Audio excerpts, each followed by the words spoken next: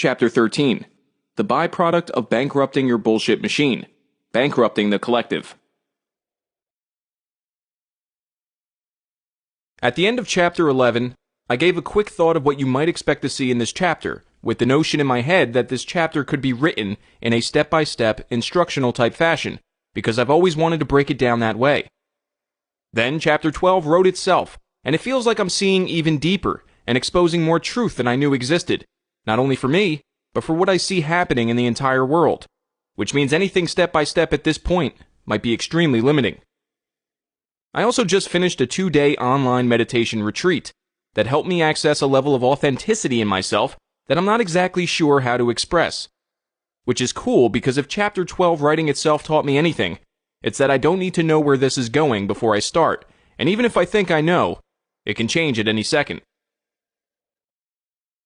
Some things showed up in me that I thought I had understood at a certain level, but as the universe does, it uncovered an aspect of effort that the bullshit machine had been hiding from me, like how the universe requires zero effort from us to let go of old beliefs and shift our perception. So, even though this is not going to be the step-by-step instructional chapter my ego had hoped and planned for, it's going to take both you and I to a place inside that the entire planet needs us to see. How did Matthew McConaughey do, by the way? Does he have the job? Imagine you and a few friends just walked into Disney World for the first time, but right as you enter, you see a pile of dog poop at the entrance that catches your attention. I don't know where it came from. Maybe it was Goofy that couldn't hold it, but that's not the point. Before that moment, you were super thrilled about all the wonder and excitement that you expected to experience there. But now this fresh pile of poo has captured your focus and you can't seem to let go. You tell the people that you're with, "Look at this pile of shit that I found. Someone should do something about this." And they're like, "Yeah, I see it. Let's just keep going so we can have the fun we came here for." You think about it for a second and you're like, "No way. I demand that someone fixes this before I go in. I want to see the manager. Where's Walt?" But your friends are like, "Okay, we get it. It's there. Great. I'll pick it up if that will get our day going. It looks pretty dry since we've been looking at it for so long. Maybe I can kick it out of the way or even put it in my pocket for a free souvenir. Plus, we all took off work and paid a shit ton of money to be here and haven't even gotten to experience any of it." And you tell them, "If you pick it up, we're not friends anymore because then you're part of the problem, and I'll pay double for my souvenirs if I have to. Thank you. They can't get away with this. I won't let them. It's the principle of there being a pile of dog shit in Disney World." Then, you start taking pictures of the poop that may or may not have come out of Goofy with your phone and post them on social media with your outrage message. Later, you even resist when someone that works there comes by to pick it up by telling them, "Too little, too late, poo picker-upper person," because it didn't happen the second you demanded it. As people walk by excited about their experience, you stop them to point out what an awful place Disney World is because there's a pile of dog crap at the entrance. Some of them even join you, which makes you feel right, and that your friends are stupid for not accommodating you and your shitty frustrations.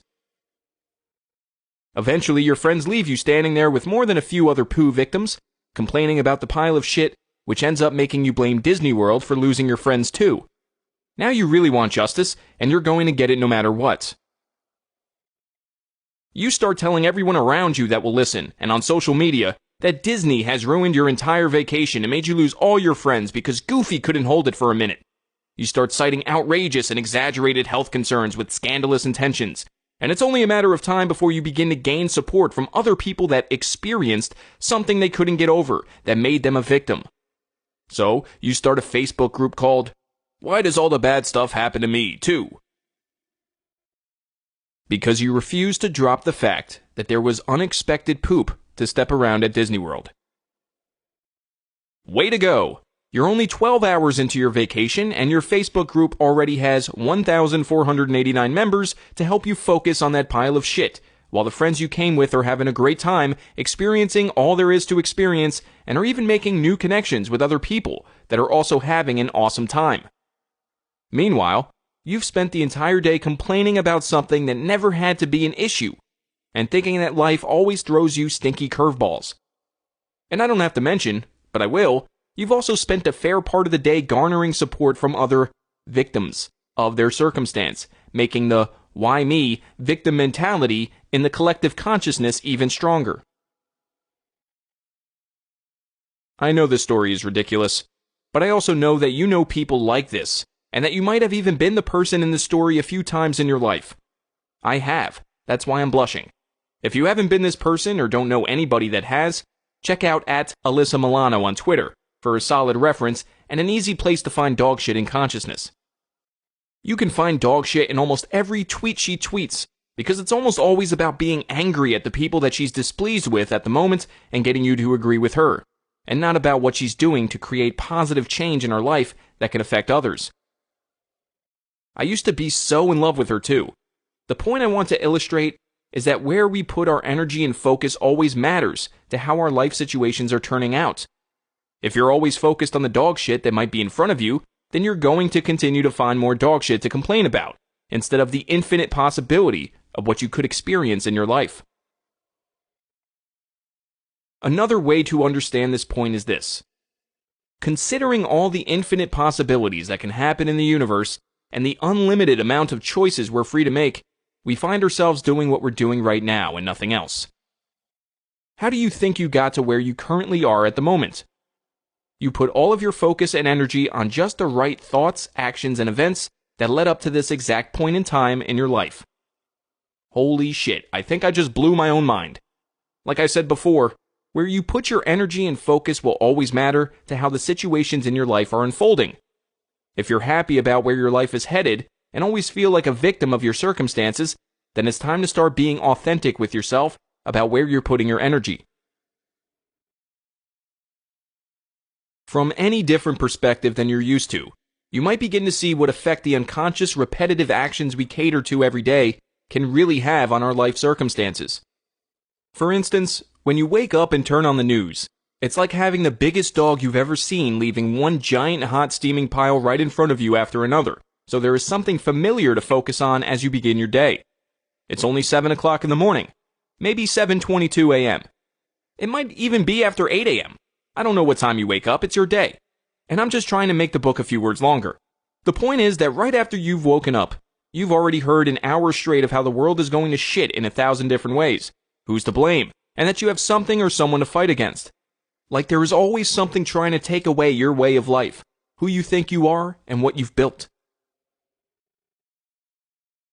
The information is so contradictory most of the time that you're often more confused than you were before you turned it on. And between all the depressing, anger-invoking, need-to-know stories, they also ran about a dozen pharmaceutical commercials, just in case you're not feeling like yourself after you're done watching the news. It's called programming for a reason, and it's because the constant barrage of fearful and pointless information becomes the narrative in your head. It's meant to leave us confused and angry all day, because if we're confused and angry all day, then we're never really taking the time to look inside ourselves to learn what's behind these feelings. Instead, we're spending most of the day unconsciously trying to come up with solutions for the problems that were streamed into our mind from the television. And when it becomes too much, it's easy to remember the pharmaceutical commercial that told you the pill it's selling will make everything all better, so long as you're willing to deal with the side effects or the direct effects. We're actually programmed to choose to give our power away to the collective bullshit machine by identifying with the crap they just reported on and sold to us. Then we actively spread how we feel about what we heard to other people all day.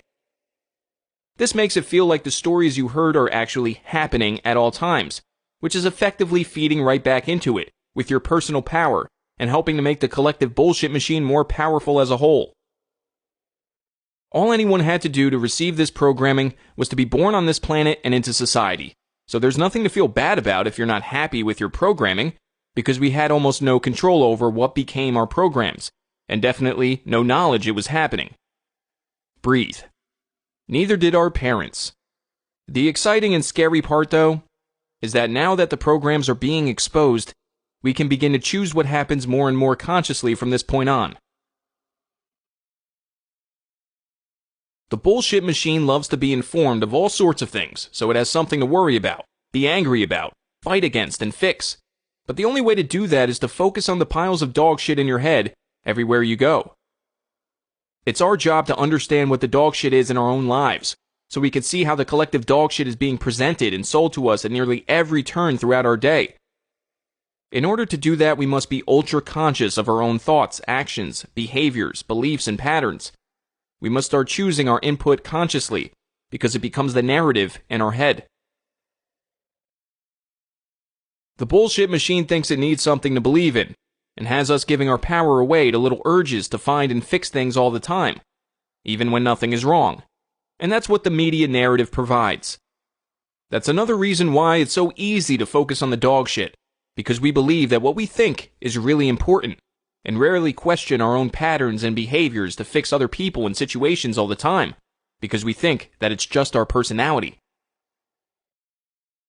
We end up with the belief that I just need to have this thing happen this way so I can be happy because that's my personality.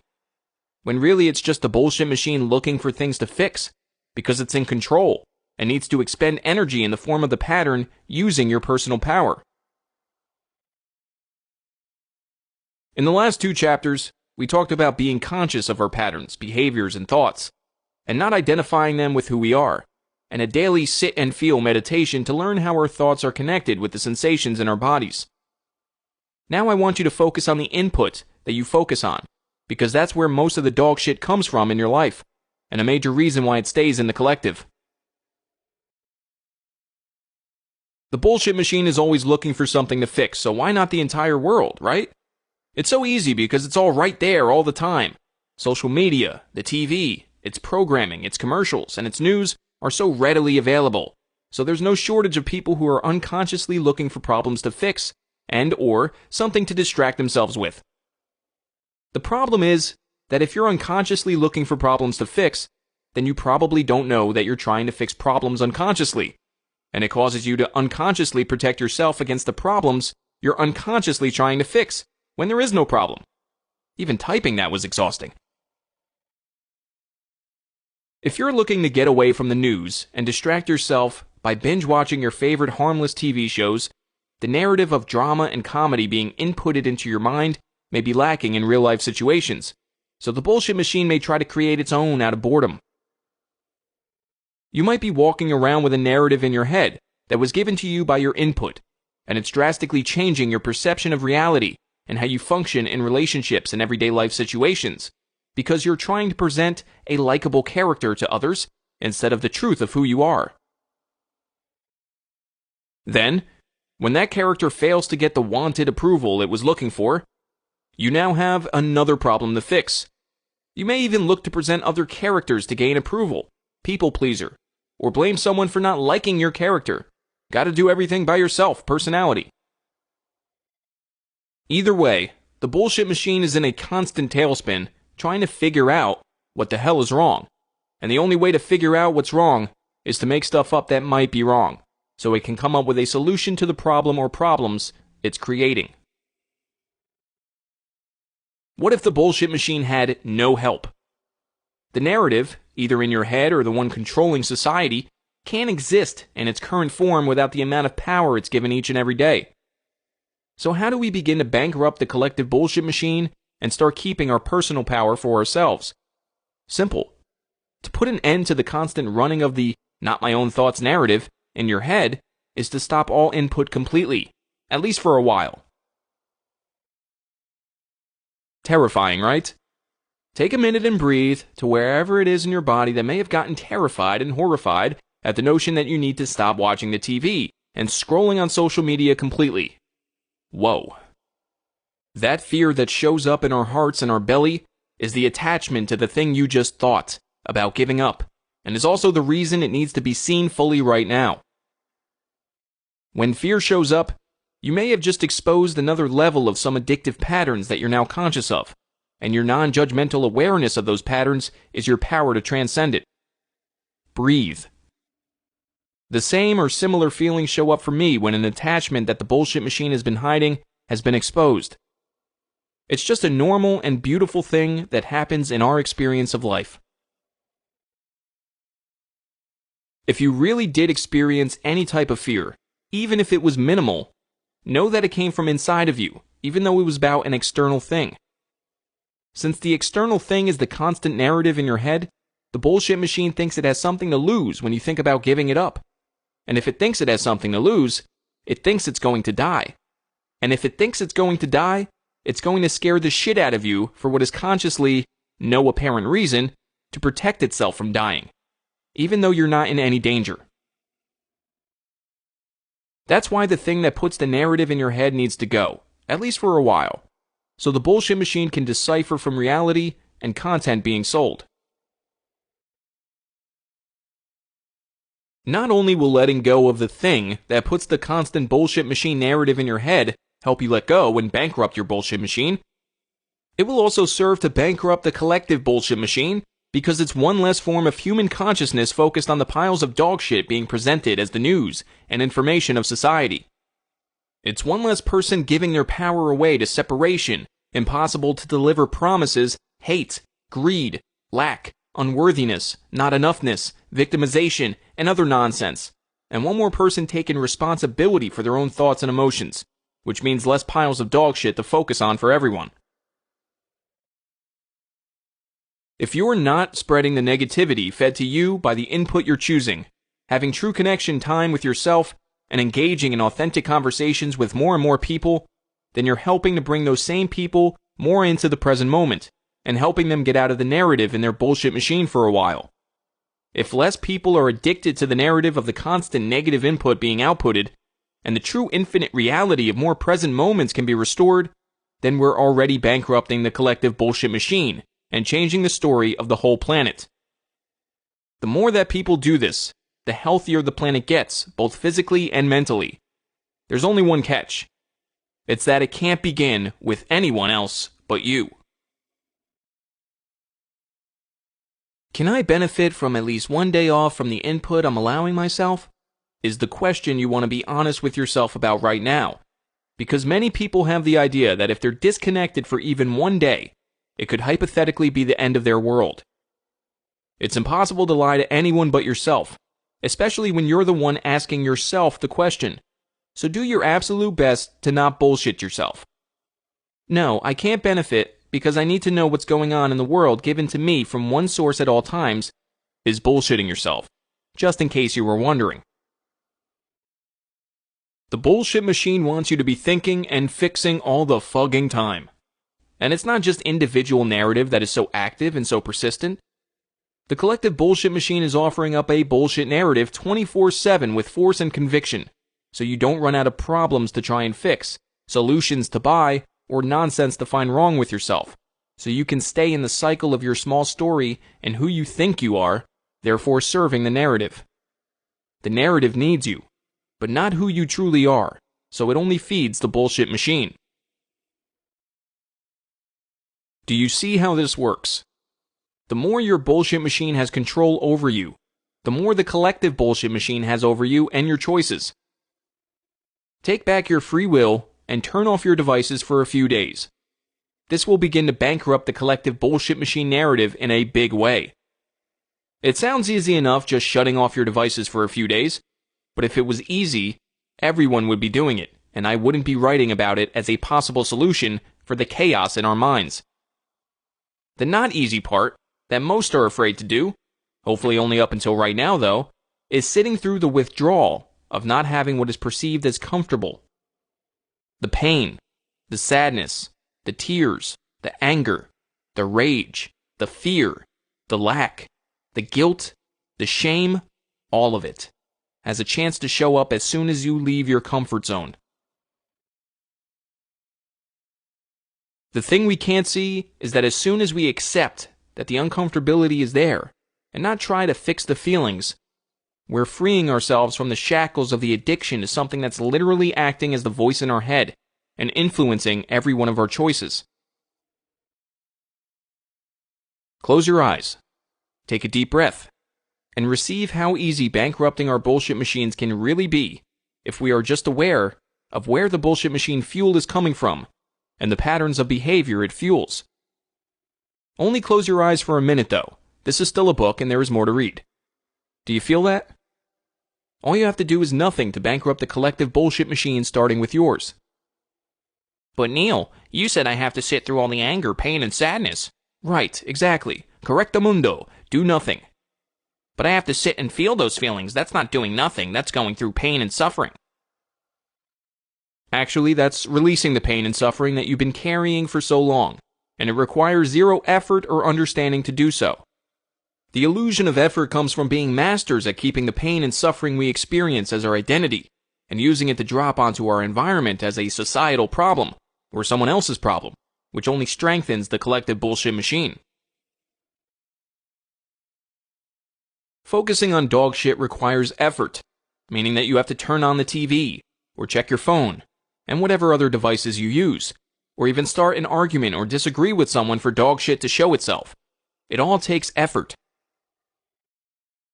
The delusion is that it takes effort not to do those things, because the bullshit machine gives us justifications for our actions, which makes us feel feelings of righteousness, and no action is too great for the ego to prove itself right. Please get that I'm not someone with all the answers. Most of the answers are even the right answers. I'm someone that has and continues to sit quietly in a room with my own bullshit machine narrative and let the answers of my life come to me. I'm not telling you how to live by saying turn off the TV and all the media devices in your life so you can start living like a person in Amish country. I'm suggesting that if you leave the noise and the bullshit machine narrative out of your life for a while, the answers you need will start to come to you. The more the answers of your life come to you in a quiet, spiritual setting, like the meditation you'll use to replace your devices for a few days, the less you'll use the outside narrative for guidance to situational problems. The less you use the collective bullshit machine for guidance, the more you'll uncover the truest version of what you are, and, as a byproduct, be bankrupting the collective bullshit machine. I believe this book is meant to help teach us, including me, a deeper level of looking inside and seeing the truth of ourselves no matter how hard it may seem. Because when we get honest to the core of ourselves, it makes it infinitely harder for the narrative to get inside our subconscious and sell us its bullshit. The collective bullshit machine doesn't want us to know how powerful we are, because if we did, there wouldn't be anything to sell or anyone to control. The news and all of our media tells us of a life that isn't ours every single day. And all I'm suggesting is to try taking it out of the picture for a few days, especially when it's not really our lives, and observe what's going on in your mind and body. Whatever your experience is the experience you were meant to have. So if something doesn't go as the bullshit machine expected, it's probably for the best. Before we move on to the next chapter, imagine living a full day with no devices, plenty of quiet and meditation, meaningful conversations, light or heavy exercise to your preference, stretching or yoga, conscious breathing, walks in nature, healthy and very tasty eating, sunshine, journaling, letting yourself be creative, living from love and gratitude, and then live that day. That's how it works. Nike was right. Just do it. We'll make it easy in the next chapter.